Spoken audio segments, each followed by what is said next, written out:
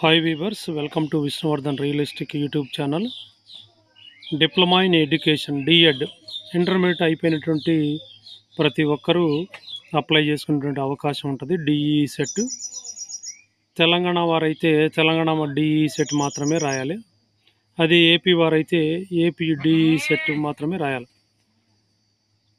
వేరే రాష్ట్ర diet set మనం రాసేటువంటి అవకాశం ఉండదు. ఎందుకనంటే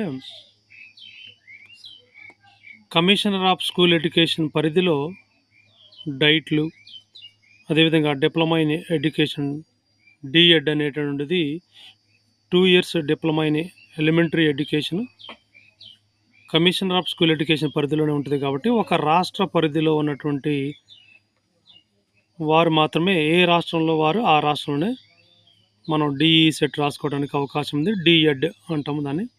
అదేవిధంగా బీఈడి అయినట్టయితే ఎన్సిటి పరిధిలో ఉంటుంది, national council for teachers education పరిధిలో ఉంటుంది. కాబట్టి ఎన్సిటి నామ్స్ ప్రకారం ఇండియాలో ఉన్నటువంటి ఒక రాష్ట్రం వారు మరొక రాష్ట్రంలో కూడా బీఎడ్ చేసేటువంటి అవకాశం ఉంటుంది. ఇండియాలో ఉన్నటువంటి ఏ రాష్ట్రంలో అయినా మనం బీఎడ్, ఎంఈడి, ఎంపీఎడ్ ఇట్లాంటి national wide courses NCT norms పరిధిలో ఉన్నటువంటి వాటిని మనం చేయడానికి అవకాశం ఉంటుంది. కాబట్టి డిఎడ్ ఆర్ టీటీసీ మాత్రము ఏ రాష్ట్ర అభ్యర్థులు ఆ రాష్ట్రంలోనే చేయడానికి అవకాశం ఉంది.